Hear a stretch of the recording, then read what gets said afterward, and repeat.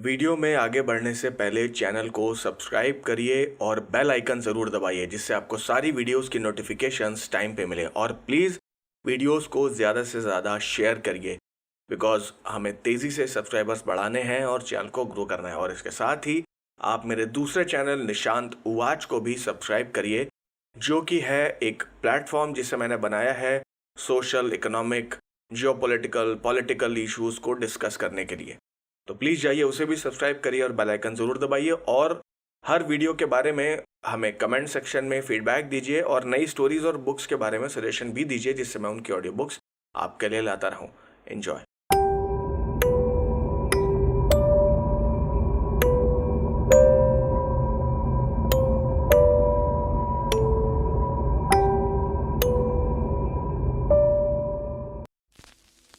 नर कंकाल। जी हाँ, आपने सही सुना, एक नहीं तीन तीन। सभी मजदूरों के चेहरे पर हवाइयां उड़ रही थीं। उनके चेहरे स्याह पड़ गए थे। खुदाई का काम कोई भी आगे करने को तैयार नहीं था।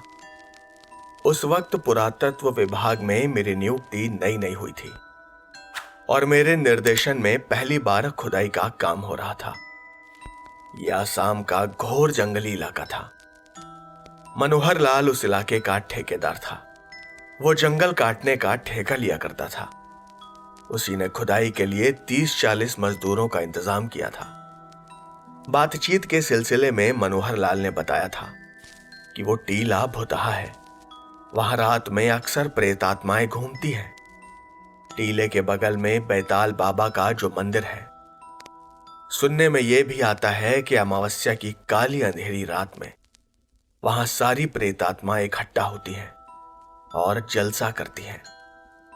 फिर बड़े मध्यम स्वर में मनोहर लाल ने अंत में कहा, साहब, यहां खुदाई ना ही कराएं तो अच्छा, वरना कोई भी मुसीबत खड़ी हो सकती है। ये प्रेतात्माएं जो है। मनोहर लाल की बातें सुनकर मैं हंस पड़ा। मैंने कहा, वाह, हर जगह को लोग भुतहा करार दे देते हैं। आसाम में कोई ऐसी जगह है जहां भूत प्रेत ना घूमते हों? हर जगह तो भूत प्रेत ही है। क्या उनके डर से सरकारी काम बंद करा दूं? बोलो। मनोहर लाल ने मेरी बातों का जवाब नहीं दिया। उसने सिर झुकाया और चला गया। आसाम की पहाड़ी तलहटी में वो टीला था जिसकी बाईं ओर घने जंगलों का सिलसिला था। जंगल के सीने को चीरती हुई एक पहाड़ी नदी टीले को छूती हुई बहती थी। नदी के किनारे ही बेताल बाबा का एक मंदिर था। वो काफी पुराना हो चुका था। मूर्ति के नाम पर मंदिर के भीतर एक ताखा बस बना हुआ था। वो ताखा तेल सिंदूर से पुता रहता था। सुनने में आया था कि साल में एक बार वहां बैताल बाबा का मेला भी लगता है। काफी दूर दूर से लोग वहां आकर मन्नतें मानते हैं, मुर्गों की बलि देते हैं और शराब चढ़ाते हैं। मंदिर से कुछ दूरी पर एक पक्का 1 मंजिला मकान भी था। वो भी काफी जर्जर और पुराना था। उसकी दीवारें गिर गई थी और जगह जगह बस जंगली घास उगाई थी। खुदाई का काम बंद हो जाने की वजह से मुझे काफी परेशानी हो रही थी। मैं जब अपने सहयोगी डॉक्टर सक्सेना को लेकर उस खुदाई की जगह पहुंचा तो वहां मनोहर लाल मिल गया। वो मुझे देखकर मुस्कुराया और बोला, साहब, मैंने कहा था ना, ये टीला भुतहा है, यहां खुदाई ना कराएं। मैंने मनोहर लाल की बातों पर ध्यान नहीं दिया और चुपचाप डॉक्टर सक्सेना के साथ आगे बढ़ गया। लगभग 15-20 फुट नीचे एक पक्के चबूतरे के भीतर वे तीनों नर कंकाल रखे हुए थे। मैंने ध्यान से देखा। वो तीनों कंकाल एकदम सुरक्षित थे, कहीं से भी टूटे हुए नहीं थे। उनमें 2 कंकाल पुरुषों के थे और तीसरा एक औरत का था। परीक्षण करने पर पता चला कि तीनों की उम्र कम थी। आगे के परीक्षण के लिए मैं कंकालों की खोपड़ियां अलग कराकर अपने साथ ले आया और इसकी सूचना मैंने अपने अधिकारियों को दे दी। उस दिन शाम का वक्त था। आसमान में बादल छाए हुए थे। पूरबिया हवा बह रही थी और वातावरण में गहरी नीरवता छाई हुई थी। मैं धीरे धीरे चलकर बेताल बाबा के मंदिर के टूटे चबूतरे पर बैठ गया। मुझे उसी दिन निशा का पत्र मिला था। वो अमेरिका से जल्द ही लौटने वाली थी। मैं उस दिन काफी खुश था। पूरे 4 साल बाद मैं निशा से मिलने वाला था। वो मुझे कितना चाहती है। इतनी दूर जाकर भी वो मुझे भुला नहीं पाई। उसकी यादों में खोया हुआ मैं न जाने कब तक चबूतरे पर बैठा रहा। अचानक मकान के खंडहर की ओर से किसी के चीखने की आवाज आई।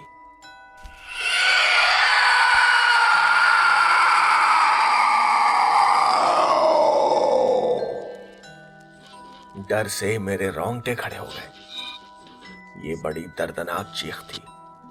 फिर भी मैं 1 मिनट भी वहां रुका नहीं। सीधा अपने कैंप में वापस लौट आया।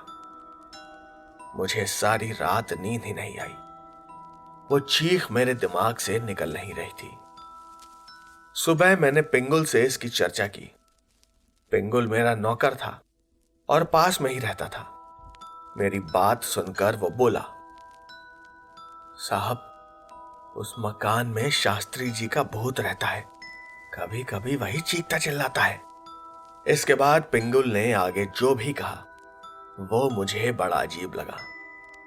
उसने बताया कि लगभग 40-50 साल पहले उस मकान में रमाकांत शास्त्री नाम का एक युवक रहता था। काफी पढ़ा लिखा था।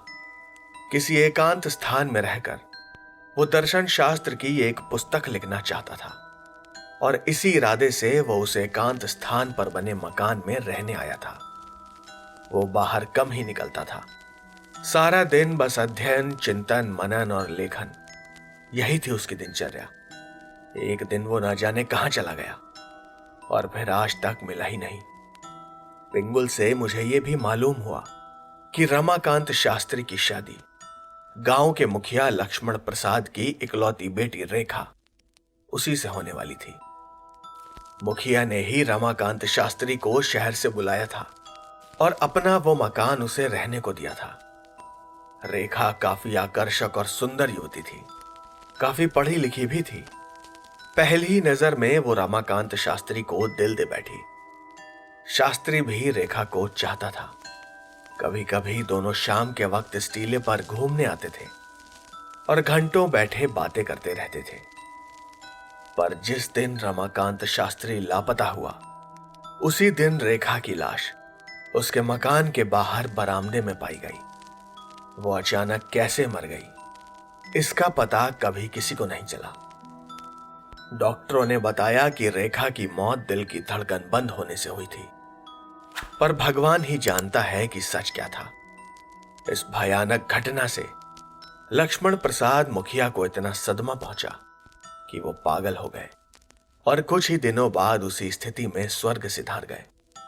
लड़की के सिवाय परिवार में कोई और नहीं था, इसीलिए उनकी सारी संपत्ति सरकार ने अपने कब्जे में ले ली। तुम्हें ये सारी बातें कैसे मालूम हुई पिंगुल? साहब, मेरी माँ मुखिया के घर बर्तन मांजती थी और मैं भी चाकरी करता था। उस वक्त मैं 15-16 साल का हूंगा और वो टीला नहीं था। उसकी जगह एक बड़ा मंदिर था। वो मंदिर 3 तल्लों का बना था। 2 तल्ले जमीन के भीतर और तीसरा ऊपर। जहां तक मेरा ख्याल है वो बौद्धों का मंदिर था, क्योंकि कभी कभी बहुत सारे बौद्ध भिक्षु वहां इकट्ठे होते थे और अपना पूजा पाठ किया करते थे। पिंगुल ने कुछ भी गलत नहीं कहा था। एक शिलालेख के आधार पर हमारे विभाग को काफी प्राचीन बौद्ध मठ का पता चला था। बौद्ध ग्रंथों के आधार पर यह भी पता चला कि किसी समय भगवान तथागत ने अपने शिष्य आनंद के साथ उस बौद्ध मठ में कुछ समय व्यतीत किया था। सरकार को वहां प्राचीन और दुर्लभ बौद्ध कालीन वस्तुएं मिलने की आशा थी, इसीलिए खुदाई की जा रही थी। पिंगुल की बातें सुनकर पूरी रात मेरे मानस पटल पर रमाकांत और रेखा का काल्पनिक रूप उभरता और मिटता रहा। मैं सोचने लगा, कहीं वे तीनों नर कंकाल रमाकांत, रेखा और मुखिया के तो नहीं है, पर अगर हैं तो ये तीनों एक साथ एक ही जगह पर मिले कैसे? ये मेरे समक्ष काफी विकट प्रश्न था। मुझे मजदूरों के अभाव में काम रोकना पड़ा था। डॉक्टर सक्सेना तो दिल्ली चले गए, मगर मैं वहीं रह गया, सिर्फ इसलिए कि मनोहर लाल ने मुझे मजदूरों की व्यवस्था करने का आश्वासन दिया था। मैंने एक दिन देखा तो नर कंकालों की खोपड़ियां गायब थीं। मुझे घोर आश्चर्य हुआ। काफी खोजने पर भी उनका कहीं पता नहीं चला। आखिर वे गई कहां? कौन ले गया उन्हें? और आखिर किसे उनकी जरूरत थी? मेरा मन किसी अज्ञात भय से कांप उठा। इस घटना के 2-3 दिन बाद एक युवक मुझसे मिलने आया। मुझे वो काफी सौम्य और शांत लगा था। देखने में सुंदर भी था, पढ़ा लिखा भी लग रहा था, मगर उसकी भाव भंगिमा और बातचीत करने का ढंग मुझे बड़ा ही रहस्यमय और विचित्र लगा। जब मैंने पूछा कि क्या काम है, तो उसने मुझसे बड़े ही शांत स्वर में कहा, जब मजदूरों का इंतजाम हो जाए तो आप टीले के भीतर मिले चबूतरे की खुदाई कराइए। वहां एक पुरानी पांडुलिपि मिलेगी, उससे सारे रहस्यों पर से अपने आप ही पर्दा उठ जाएगा। जब मैंने पूछा कि उस पांडुलिपि के बारे में उसे कैसे मालूम हुआ, तो उस युवक ने पहले तो एक बार मेरी ओर घूर कर देखा और फिर धीरे से कहा, मेरा नाम रमाकांत शास्त्री है। एक बार को मैं चौंक गया। रमाकांत शास्त्री, अगर ये वही था तो ये 40-50 साल पहले ही लापता हो गया था। मैंने कहा कि अगर तुम ही रमाकांत शास्त्री हो तो अब तक तो तुम्हारी उम्र कम से कम 65-70 साल होनी चाहिए, पर ऐसा है नहीं। सच सच बताओ, तुम हो कौन? मेरी इन बातों का उस युवक ने कोई जवाब नहीं दिया। वह बस निर्विकार भाव से मेरी ओर देखता रहा। उसकी आंखों में एक अजीब सा सम्मोहन था। मैं विचलित हो गया था। आगे मैं कुछ बोल ही ना सका और मेरी आंखों के सामने उस युवक का सारा शरीर एक भयंकर नरकंकाल में बदल गया। मैं डर से थर थर कांप रहा था। न जाने कहां से मुझ में इतनी ताकत आ गई। मैं पूरे वेग से कैंप से निकलकर बाहर नदी की ओर भागा। संयोग से रास्ते में मनोहर लाल से मेरी भेंट हो गई। सारा किस्सा मैंने उसे एक सांस में सुना दिया। वो भी मेरी बात सुनकर दहल उठा और फिर बोला, साहब, मैंने तो पहले ही आपसे कहा था कि ये सारा इलाका भूतों का डेरा है, मगर आपने मेरी बात पर ध्यान नहीं दिया। खैर, आज से आप मेरे मकान में रहिए। आपको यहां अकेले कैंप में रहने की कोई जरूरत नहीं। क्या पता आप किसी भयंकर खतरे में पड़ जाएं। करीब 1 हफ्ते बाद डॉक्टर सक्सेना भी वापस आ गए और मनोहर लाल ने कुछ मजदूरों का इंतजाम कर दिया। खुदाई का काम जोर शोर से शुरू हो गया। 2-3 दिन की खुदाई से बौद्धाश्रम की भूमिगत सबसे नीचे वाली मंजिल सामने निकल आई। दलान, आंगन और कमरे सभी सफेद और लाल संगमरमर के बने हुए थे। कमरे बिल्कुल साफ और स्वच्छ थे। ऐसा लगता था जैसे रोजाना सफाई होती है। कमरों में एक अनिर्वचनीय सुगंध भी फैली हुई थी। बीच वाला कमरा अपेक्षाकृत काफी लंबा चौड़ा था। उसकी संगमरमरी दीवारों पर भगवान बुद्ध की सारी जीवन लीलाएं खुदी हुई थी। कमरे के भीतर घुसते ही मेरा तन मन पुलकित हो उठा। बड़ी शांति का अनुभव हो रहा था वहां। काफी देर तक मैं निर्विकार भाव से वहीं खड़ा रहा, पर अचानक अंतर्मन में ऐसा लगा जैसे कोई गंभीर किंतु कोमल स्वर में मुझे पुकार रहा हो। चौंक कर मैंने चारों तरफ देखा, मगर वहां कोई नहीं था। वहां कुछ था तो बस शांति, खामोशी और गहन नीरवता। मैं टहलता हुआ दूसरे कमरे में पहुंचा। वहां सब कुछ था, मगर शांति नहीं थी। मैं वापस लौटने का सोच ही रहा था कि डॉक्टर सक्सेना की आवाज सुनाई पड़ी, शर्मा जी, अरे शर्मा जी, इधर आइए जरा। सक्सेना साहब बगल वाले एक छोटे से कमरे में थे। जब मैं वहां पहुंचा तो उन्होंने सामने की ओर उंगली से इशारा करते हुए कहा, जरा देखिए इसे, ये क्या है। कमरे की दीवार से सटाकर भगवान तथागत की एक अति भव्य पाषाण प्रतिमा वहां पर स्थापित की गई थी। भगवान बुद्ध की अभय मुद्रा थी। मुख पर चिर परिचित शांति और सौम्यता की प्रखर आभा थी। वो प्रतिमा लगभग 3 फुट ऊंची थी। उस प्रतिमा के ऊपर से फिसलती हुई मेरी नजर अचानक एक वस्तु पर अटक गई। एक संदूकची भगवान के कमलासन के निकट रखी थी और उसके ऊपर धुंधले अक्षरों में लिखा था, शांति के दूत भगवान तथागत के चरणों में, रमाकांत शास्त्री। मेरा सारा शरीर एक बारगी कांप उठा और उसी के साथ उस युवक की शक्ल वो मेरी आंखों के सामने तैर गई। वो संदूकची तोड़कर खोली गई और उसके भीतर हिरण की खाल में लपेटी हुई दर्शन शास्त्र की एक हस्तलिखित मोटी सी पुस्तक रखी हुई मिली। उसके साथ लपेटा हुआ एक कागजों का पुलिंदा भी था, जिसके ऊपर के कागज पर मोटे मोटे अक्षरों में लिखा था, रमाकांत शास्त्री की जीवन गाथा। मेरे लिए जितनी मूल्यवान तथागत की वो मूर्ति थी, उतनी ही मूल्यवान रमाकांत शास्त्री की जीवन कथा भी थी। उस जीवन कथा का अंतिम अंश इस प्रकार था, और अब अपने जीवन की सबसे अधिक दुखदाई किंतु साथ ही सबसे अद्भुत विचित्र घटना का जिक्र करता हूं। मेरी ये जीवन कथा जिस किसी के हाथ लगे, उससे मैं बस एक प्रश्न पूछूंगा। आपने अभी तक इस जीवन कथा में जो कुछ पढ़ा है, क्या आपको उससे कहीं भी ऐसा तो नहीं लगा कि मेरा दिमाग खराब हो गया है? मैंने अब तक आपको अपनी जो कथा सुनाई है, उसके सूत्रबद्ध होने में तो आपको कोई संदेह नहीं है। मेरी कथा में आपको कहीं कोई अस्वाभाविकता या अवास्तविकता की झलक तो नहीं मिली? क्या आपको यह विश्वास है कि अभी तक मैंने आपको जिस ढंग से ये सब सुनाया है, वो उसी ढंग से सुनाया है जैसे कोई बुद्धिमान व्यक्ति सुना सकता है? देखिए, मैं सोच रहा था कि मैं आपसे एक प्रश्न पूछूंगा, और इतने सारे प्रश्न मैंने पूछ डाले, पर मैं करता भी क्या? इस आशंका से मेरा हृदय कांप उठता है, कहीं मेरी जीवन कथा को पढ़कर लोग मुझे पागल ना समझे।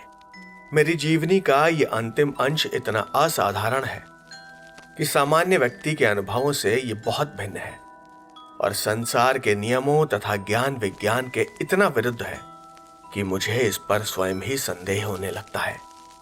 अपनी ये दुख भरी व्यथा सुनाने के साथ ही जब मैं ये सोचता हूं कि शायद इसे सुनने वाला इस पर विश्वास ना करे और मुझे पागल समझ बैठे, शायद वो मेरे प्रति अनुकंपा का भाव प्रकट करने के बजाय मेरा मजाक उड़ाने लगे, तो मुझे ऐसा लगता है जैसे हजारों बिच्छुओं ने एक साथ ही मेरे हृदय पर डंक चुभो दिए हों, और तब मैं असीम वेदना से तड़प उठता हूं। मैं आपको विश्वास दिलाता हूं कि मेरी इस कथा का एक एक अक्षर सत्य है। अपने लिए सर्वाधिक वंदनीय स्वामी विवेकानंद और भगवान बुद्ध की सौगंध खाकर मैं कहता हूं कि आपको मैं जो कुछ सुना रहा हूं वो सत्य है और उसमें कल्पना का जरा सा भी स्पर्श नहीं हुआ है। मेरे स्वयं के पास धन संपत्ति का कोई अभाव नहीं है। कलकत्ता में मेरे अपने कई मकान हैं, बैंक में लाखों रुपए जमा हैं। कलकत्ता के कोलाहलपूर्ण जीवन से ऊबकर और वहां की व्यस्तता से घबराकर मैं आसाम के इस सुनसान, निर्जन और शांत इलाके में आया था। मेरे एकाकी जीवन को माधुर्य से भर देने वाली एक सुशील तथा सुंदर पत्नी की भी मुझे प्राप्ति होने वाली थी। सच तो यह था कि रेखा का आकर्षण ही मुझे यहां खींच लाया था। सोचता हूं कि रेखा, उस दिन जब सुबह तुम मेरे यहां आने के लिए घर से निकली होगी, तो तुमने अपने मन में कैसे कैसे मनोरथों और कामनाओं की सृष्टि की होगी, जन समाज की निंदा की परवाह किए बिना। जब तुम मेरे मकान की ओर चली थी, तो तुमने मन में जाने क्या क्या सोचा होगा। खैर, मैं तो भावनाओं के प्रवाह में बहता हुआ कहीं और ही निकल रहा हूं। रेखा के साथ मेरी शादी पक्की हो गई थी पर मैं अपनी जिद के कारण शादी करने को तैयार नहीं था। मतलब है, अभी तैयार नहीं था। मैंने स्वामी विवेकानंद और बुद्ध के ग्रंथों का अध्ययन किया था। मुझे इस बात का विश्वास हो गया था कि धर्म केवल विवाद का विषय ही नहीं, बल्कि प्रत्यक्ष अनुभव का विषय है। यदि परमेश्वर का अस्तित्व सचमुच है, तो उसका प्रत्यक्ष रूप से दिखाई देना आवश्यक है, इसी जन्म में और इन्हीं आंखों से। और इसीलिए मैंने प्रतिज्ञा कर ली थी कि जब तक ईश्वर प्राप्ति के किसी मार्ग का ज्ञान प्राप्त नहीं कर लूंगा और इस सृष्टि के रहस्य के पीछे जिस अज्ञात शक्ति का हाथ है, उसके स्वरूप का जब तक ज्ञान नहीं प्राप्त कर लूंगा, तब तक शादी नहीं करूंगा। मैंने दर्शन शास्त्र का गहरा अध्ययन किया था, लेकिन दर्शन के जिन सिद्धांतों का बुद्धि परिचय प्राप्त कर चुकी थी, उनका प्रकाश अंतःकरण तक अभी पहुंचा नहीं था। और इसी कारण मेरा मन अत्यधिक असंतुष्ट था। प्रकृति के विभिन्न रूपों की विचित्र अनुभूति से मेरा हृदय भर जाता है और फिर मेरा मन अवर्णनीय व्याकुलता से भर उठता। मुझे ऐसा लगता मानो प्रकृति के इन रूपों और सृष्टि के इन तमाम दृश्यों और मेरे बीच कोई अभेद्य पर्दा है, जिसके कारण ही मैं उसके अत्यधिक सुंदर रूप का वास्तविक साक्षात्कार कर नहीं पाता। और यह सोचकर मेरा मन एक गहरी उदासी से भर उठता। तब मैं फिर सोचता, इन समस्त चराचर पदार्थों और मुझ में कल्पना गम्य ही नहीं, वरन अनुभव गम्य एक रूपता भी है। लेकिन फिर भी मैं इसकी वास्तविक अनुभूति से वंचित हूं। सृष्टि के इन स्वरूपों से मैं अपने मन का तादाम्य स्थापित नहीं कर पाता, और यही मेरे दुख का सबसे बड़ा कारण है। मैं अपने इस अत्यधिक अशांत मन को लिए घंटों इधर उधर टहलता रहता। एक दिन ऐसी ही विचित्र मनोदशा में काफी देर तक टहलने के बाद मैं रेखा के घर चला गया। उस समय वो अकेली थी। मैं भर्राए स्वर में बोला, रेखा, कल सवेरे मेरे यहां तुझे आना होगा। यही बात कहने मैं 3 मील का लंबा रास्ता तय करके बस तुम्हारे पास आया हूं। रेखा ने चकित होकर पूछा, किस लिए? मैंने कहा, कोई खास बात नहीं है, बस यूं ही। रेखा ने कहा, आप भी कैसी बातें करते हैं? शादी के पहले इस तरह मिलना जुलना क्या ठीक होगा? दुनिया क्या कहेगी? आपको हो क्या गया है? मैंने झुंझलाहट भरे स्वर में कहा, मुझे कुछ नहीं हुआ है, लेकिन याद रखो इतना कि अगर तुम मुझसे प्रेम करती हो और पति रूप में सचमुच मुझे पाना चाहती हो, तो कल सवेरे तुम्हें किसी न किसी बहाने से मेरे यहां आना ही होगा। मेरी बातों का रेखा जवाब देती, इससे पहले ही मैं वहां से चला आया। मैं वहां से निकल तो गया, पर बाद में मेरा मन पश्चाताप की आग में झुलसने लगा। सोचा कि लौट कर कह दूं, रेखा, मेरे यहां आने की कोई जरूरत नहीं। पर मैं ऐसा कर नहीं सका। काश मैंने लौट कर उसे मना कर दिया होता, पर मेरी नियति तो कुछ और ही चाहती थी।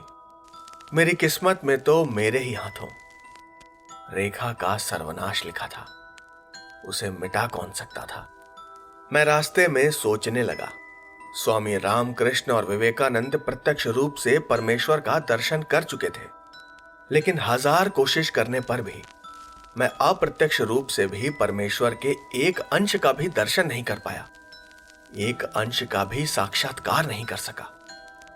मेरे मन में एकाएक ये लालसा उत्पन्न हुई कि काश मेरी ऐसी किसी गुरु से भेंट हो जाती जो मुझे सही रास्ता दिखाता। मैं बुद्धि के प्रयास की चरम सीमा पर पहुंच चुका था और अब मेरे दिल में यह इच्छा उत्पन्न हो गई थी, और दुर्भाग्य से मेरी यह लालसा घर पहुंचने से पहले मार्ग में ही पूरी हो गई। हां, दुर्भाग्य से, इसे मैं दुर्भाग्य ही कहता हूं। प्यास से तड़प रहे किसी व्यक्ति को यदि पानी में डुबो दिया जाए तो इसे प्यास बुझाना नहीं कहा जा सकता। जैसे ही मैं इस मठ के करीब पहुंचा, एकाएक मेरी नजर एक सन्यासी पर पड़ी। वो मठ के चबूतरे पर ध्यानस्थ बैठा था। अत्यधिक विकलता से आक्रांत मेरे मन को उस सन्यासी के दर्शन का शुभ प्रतीत हुआ।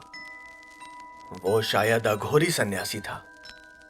उसकी आयु रही होगी करीब 70-80 साल की, मगर फिर भी उसके चेहरे पर अद्भुत तेज था।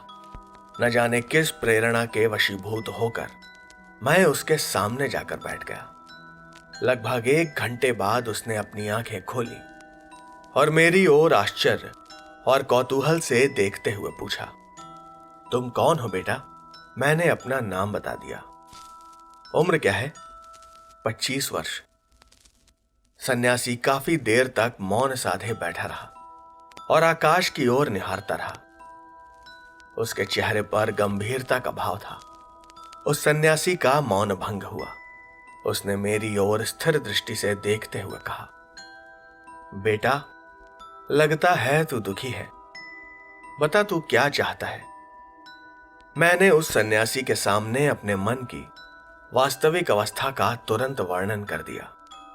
वो सन्यासी कहने लगा, तुम जिस चीज का प्रत्यक्ष दर्शन करना चाहते हो पुत्र, उसके लिए तो योगियों को भी कई जन्म लेने पड़ते हैं।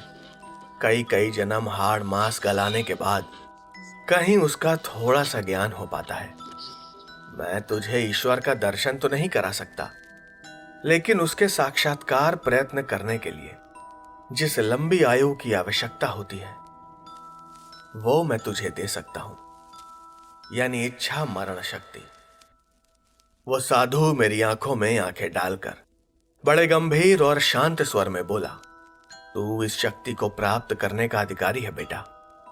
यही कारण है कि मैं तुझे यह शक्ति देने को तैयार हूं, लेकिन हां, इसके लिए मेरी एक शर्त है।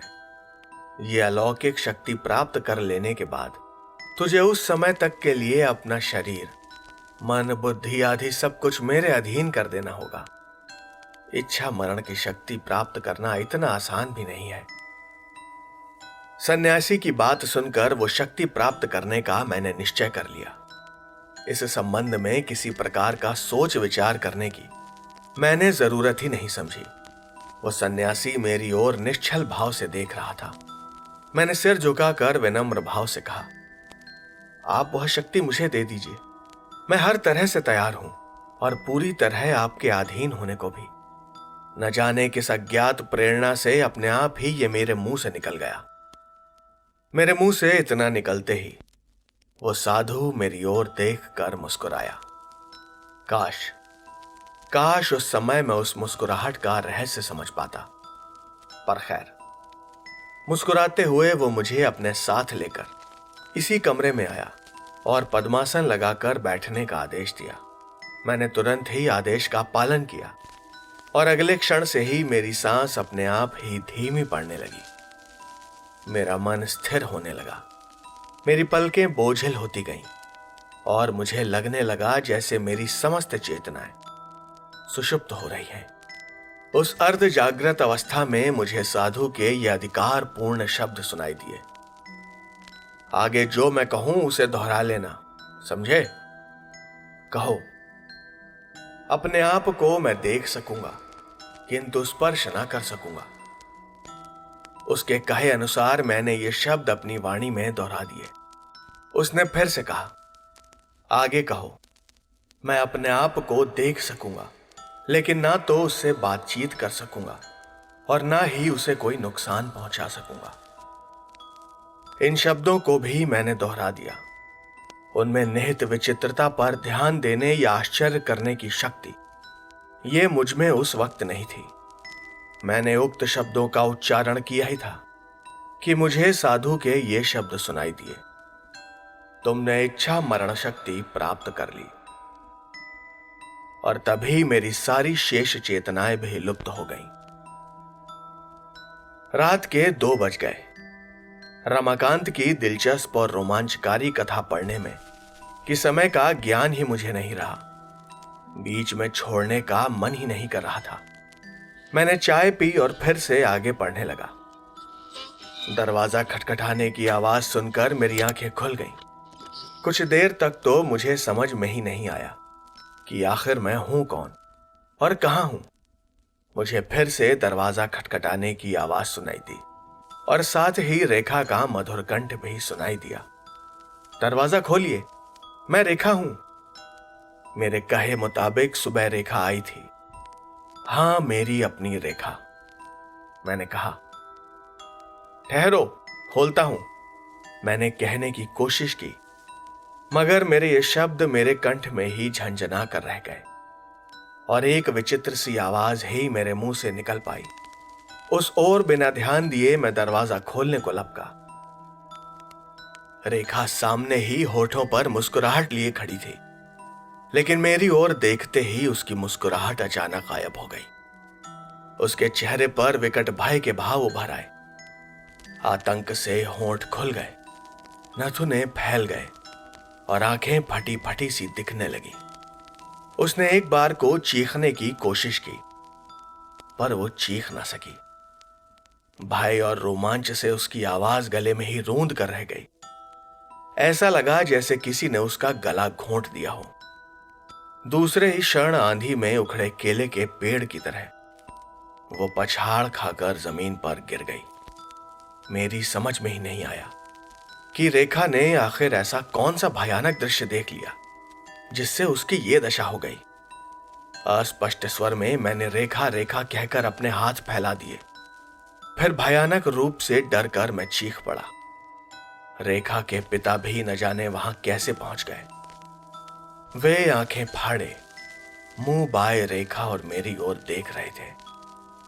फिर अचानक भय और आतंक से वो चीखते चिल्लाते हुए भागने लगे। मैं भी दौड़कर घर के अंदर गया और एक आदम कद आईने के सामने खड़ा हो गया। आईने में अपना प्रतिबिंब देखकर मेरे हृदय में भय, आतंक और शोक का जो असह्य तूफान उठ खड़ा हुआ, उसका वर्णन करना मेरे लिए असंभव है। उस आईने में मुझे दिखाई दिया एक कंकाल, एक भयानक नर कंकाल। मैं अपने व्यक्तित्व से अच्छे से परिचित था, परंतु जिस शरीर को रमाकांत शास्त्री के नाम से लोग जानते थे, ये उसका असली प्रतिबिंब नहीं था। उस शरीर पर से मांस, चमड़ा, रक्त, मज्जा सब कुछ गायब हो गया था। बचा था तो सिर्फ कंकाल। मैं सब कुछ देख सकता था, सुन सकता था, मगर मेरी आंखें कान नहीं थे। आंखों की जगह थे दो डरावने गड्ढे। मुझे स्पर्श की अनुभूति भी हो रही थी, मगर मेरी त्वचा गायब हो गई थी। मेरे चेहरे पर किसी भी प्रकार के भाव अंकित नहीं हो सकते थे। वैसे भी मेरे चेहरे के स्थान पर था ही क्या? हड्डियों का बस एक ढांचा। मेरे शरीर के नाम पर हाथ पैरों की अस्थियों का एक घर ही तो था। मैं अब कभी मर नहीं सकूंगा, बिना अपनी इच्छा के कभी नहीं। मुझे इच्छा मरण की शक्ति प्राप्त हो गई थी।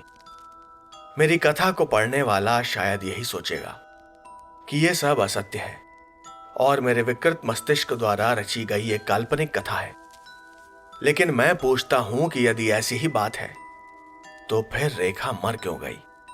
उसके पिता पागल होकर आखिरकार मरे कैसे? बिना इंद्रियों के भी मैं समस्त चराचर जगत के अस्तित्व का अनुभव कर कैसे सकता हूं? इसका रहस्य मैं स्वयं ही नहीं जानता। नेत्रों के बिना मुझे सब कुछ कैसे दिखाई देता था, इसका जवाब दे पाना मेरे लिए असंभव है। मानव के समस्त ज्ञान विज्ञान भी इन प्रश्नों का जवाब नहीं दे सकते। कंकाल के रूप में बदल जाने पर भी इसके आगे पांडुलिपि की लिखावट काफी अस्पष्ट थी। वो मुझसे पढ़ी ही नहीं गई। दूसरे दिन डॉक्टर सक्सेना ने बताया कि तीनों खोपड़ियां मकान के खंडहर में मिली हैं। ये खबर सुनकर अचानक मेरे मस्तिष्क में एक विचार कौंधा। क्यों ना तांत्रिक प्रयोग करके उन खोपड़ियों द्वारा आगे का हाल पता किया जाए। अंत में क्या हुआ, मुझ में यह जानने की उत्सुकता काफी जागृत हो गई थी। एक हफ्ते बाद अमावस्या की रात आने वाली थी। मैंने उसी दिन प्रयोग करने का निश्चय किया, मगर ये सारी बातें मैंने किसी को नहीं बताई। अमावस्या का वो दिन आया। मैं पूरे दिन तंत्र क्रिया के सामानों को इकट्ठा करता रहा और सांझ होते ही काले स्याह आसमान में बादल घेर आए और बारिश होने लगी। एकाएक अपने तुमुल रव से धरती को कपाती हुई बिजली कौंधी। राशि राशि बिखरे अंधकार में धुंधले उजाले का दायरा एक बार सिमट कर फैला और फिर फैलता ही गया। मैंने तीनों खोपड़ियों में तेल भरकर चिराग जलाया। जब वह तेज से जलने लगा तो तीनों खोपड़ियों को माला पहनाई और सामने शराब की बोतल, मुर्गे का ताजा गोश्त, जायफल, नींबू और ये सब रखा। अंत में एक बड़े से आईने पर काजल का भरपूर लेप लगाकर खोपड़ियों को इस प्रकार रख दिया कि उस पर मेरी नजर ठीक ठीक पड़ सके। इस्लामी तंत्र की इस प्रक्रिया को रूहे हजरात कहते हैं। आज के समय में हमारे देश में इस तांत्रिक क्रिया को जानने वाला शायद ही कोई इंसान हो। रूहे हजरात के जरिए किसी भी रूह यानी आत्मा को यदि उसने कहीं जन्म नहीं लिया है, काजल लगे आईने में बुलाकर उससे बातचीत की जा सकती है। वो अपने पार्थिव शरीर का प्रतिबिंब लेकर आईने में उपस्थित होती है, मगर यह सब तभी संभव है जब उस व्यक्ति जिसकी आत्मा बुलानी है उसकी खोपड़ी मौजूद हो। मेरी तंत्र क्रिया शुरू हो गई। पहली खोपड़ी में जलते हुए चिराग की ओर अपलक देखते हुए मैं मंत्र का जाप करने लगा। ये खोपड़ियां वास्तव में किसकी थीं? इस बात को मैं जानना चाहता था। अगर ये रमाकांत और रेखा की होंगी तो निश्चय ही एक तिमिराच्छन्न रहस्य का उद्घाटन होगा। कुछ ही देर बाद चिराग बुझ गया और उस खोपड़ी की आत्मा अपने शरीर की छाया के साथ आईने पर आ गई।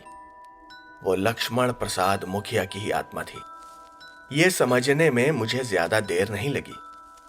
उसने बताया कि अपने भावी दामाद को नरकंकाल के रूप में उसने देखा था और उसी भय और आतंक से उसकी मौत हुई थी। अपनी बेटी की मौत के सदमे की आग में वो आज भी जल रहा है।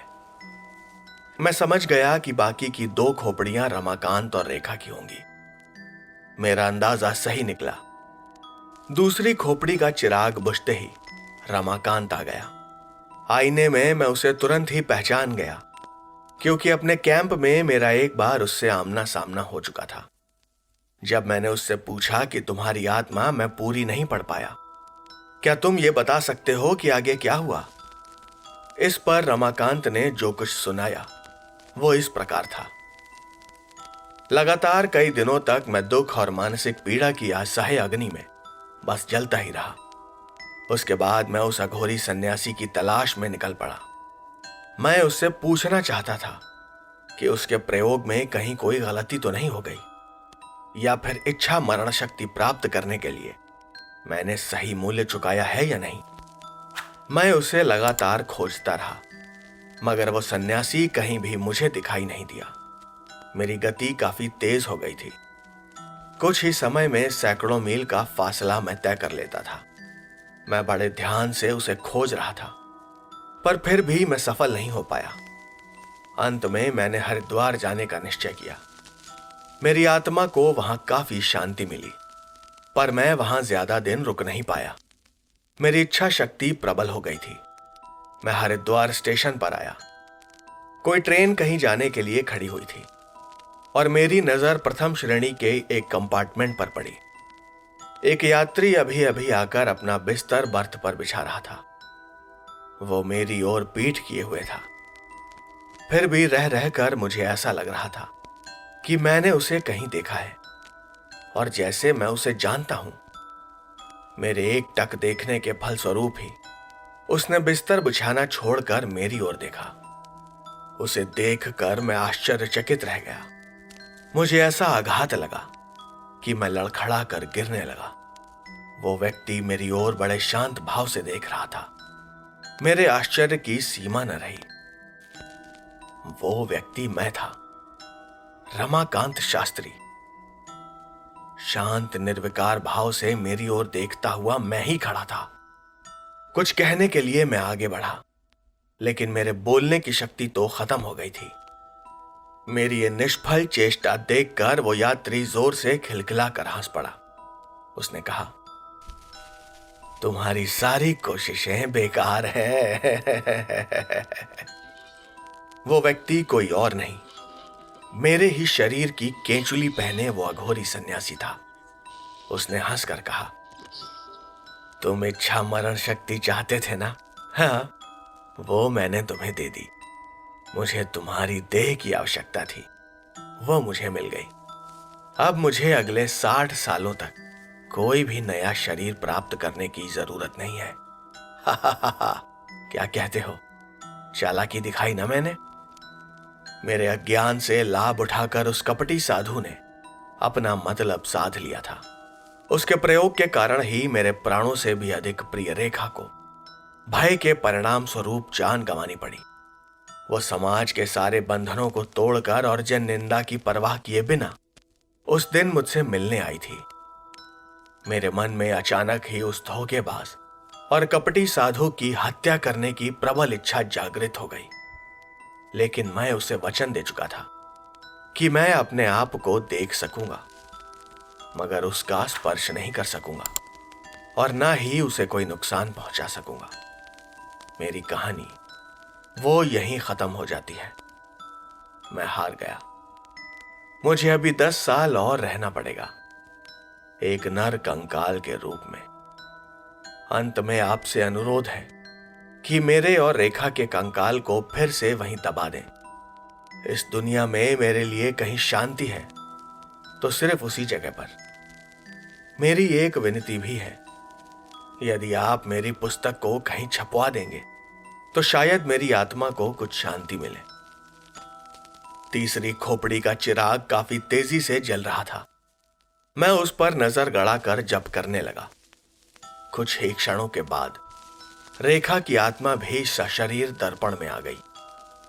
मंझोला कद, गोरा रंग, बड़ी बड़ी स्वप्निल आंखें, चेहरे पर दुख, शोक और वेदना की मिलीजुली छाया, करुणा की साकार प्रतिमा।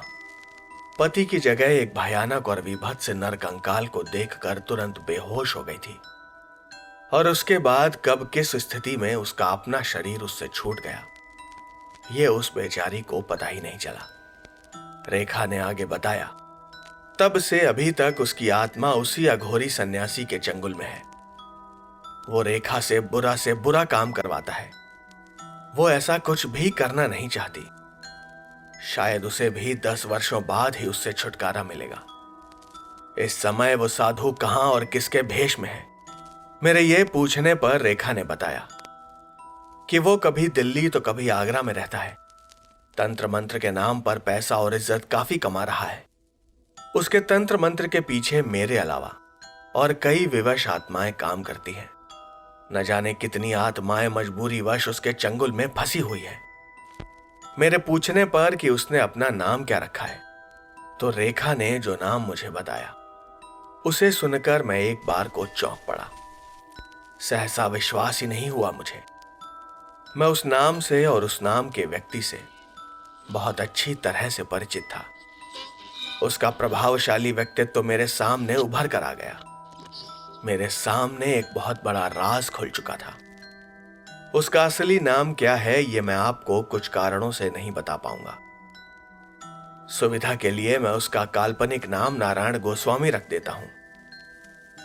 दूसरे ही दिन मैंने तीनों नर कंकालों और खोपड़ियों को फिर से यथास्थान दफना दिया और 1 सप्ताह के भीतर ही सारा काम खत्म करके सीधा दिल्ली पहुंचा और वहां नारायण गोस्वामी से मिला। शानदार बंगला, कार, नौकर चाकर, उसका वैभव देखकर मैं चकित रह गया। एक आधुनिक ढंग से सजे हुए कमरे में वो गद्दी पर बैठा था, रमाकांत शास्त्री के शरीर का केंचुल ओढ़े हुए। मैंने नारायण गोस्वामी की ओर व्यंग से मुस्कुराते हुए कहा, 50 साल में अब सिर्फ 8 साल 6 महीने और 14 दिन ही बचे हैं। क्या ख्याल है आपका? मेरा अंदाजा बिल्कुल ठीक है ना? मेरी बात सुनकर एक बार को वो चौंक पड़ा। किसी बिफरे हुए शेर की तरह दहाड़ कर बोला, कौन हो तुम? मैंने कहा, अरे इतना भी मालूम नहीं हो सका आपको? रेखा की आत्मा से पूछ लीजिए कि मैं कौन हूं। रेखा, यह शब्द सुनते ही नारायण गोस्वामी का दप दप चमकता हुआ वो चेहरा स्याह पड़ गया। मैंने कहा, मैं आपका सारा रहस्य जानता हूं नारायण गोस्वामी। तुम कौन हो, यह शरीर किसका है और तुम्हारा तंत्र मंत्र क्या है, यह सब कुछ मैं जानता हूं। मैंने सोफे पर बैठकर एक सिगरेट जलाई तुम योग तंत्र मंत्र की आड़ में विवश प्रेतात्माओं की सहायता से जो कुछ करते हो, उससे भली भांति परिचित हूं मैं। अब तक तुम कितने घर उजाड़ चुके हो, कितनी औरतों का सतीत्व नष्ट कर चुके हो और कितनी मासूम अधखिली किशोरियों के बेदाग जिस्म से खिलवाड़ कर चुके हो। मैं इस सब से बड़ी अच्छी तरह से परिचित हूं। नारायण गोस्वामी ने कहा, तुम्हारे जैसे व्यक्ति को जिंदा नहीं छोड़ना चाहिए। यह कहते हुए उसने बगल में रखी हुई शराब की बोतल उठा ली और अपने मुंह से लगा ली। अगले ही क्षण कई प्रेतात्माओं की छायाएं वहां पर मंडराने लगी। वो उसके चारों ओर घूम रही थी। वो क्या करना चाहता था मैं उसे समझ गया और मेरी हंसी निकल गई। मैंने कहा, अरे यार नारायण, मुझे मारने के लिए इन बेचारी आत्माओं को तकलीफ क्यों दे रहे हो? वो मेरा कुछ बिगाड़ नहीं सकती। लाओ, थोड़ी सी दारू मुझे भी दे दो, प्यास लगी है। ये कहते हुए मैंने मेज पर से दूसरी बोतल उठा ली और एक ही सांस में गट गट करके मैं पूरी शराब पी गया। फिर देखते ही देखते कमरे के वातावरण में एक भयानक काली दानवाकृति छाया उभरी और लपक कर नारायण गोस्वामी के पास पहुंच गई। यह था महापिशाच। दूसरे क्षण नारायण गोस्वामी करुण स्वर में चीखने चिल्लाने लगा। मैंने दूसरी सिगरेट सुलगाई और अलमारी से निकालकर शैंपेन की पूरी बोतल खाली कर दी। फिर मैं हंसते हुए बोला, अरे गोस्वामी बेटा, शराब इस तरह से पी जाती है। सच्चे और कल्याणकारी भाव रखने वाले तांत्रिक इस तरह से शराब पीते हैं। अब बोलो, क्या चाहते हो तुम? गोस्वामी को उस वक्त होश नहीं था। वो तो बस चीख चिल्ला रहा था और वो उसी स्थिति में गिड़गिड़ाने लगा, मुझे छोड़ दो, छोड़ दो मुझे, मैं मर जाऊंगा, मुझे माफ कर दो, हे भगवान। मैंने कहा, तुम रेखा को मुक्त कर दो, मैं तुम्हें इस महापिशाच से छुड़ा दूंगा, वरना तुम जानते हो तुम्हारी क्या दशा होगी। मुक्त किए देता हूं, अभी अभी मुक्त करता हूं। गोस्वामी चिल्लाया और अगले ही पल धड़ाम से गद्दी पर से नीचे गिर पड़ा। कुछ दिनों बाद मुझे पता चला कि नारायण गोस्वामी ने फांसी लगाकर आत्महत्या कर ली। मगर सन 1960 में, ठीक 8 साल 6 महीने और 14 दिन बाद रेखा को मुक्ति मिल गई। पर रमाकांत शास्त्री उस नर पिशाच अघोरी तांत्रिक के चंगुल से निकला या नहीं, इसके बारे में मैं नहीं कह सकता।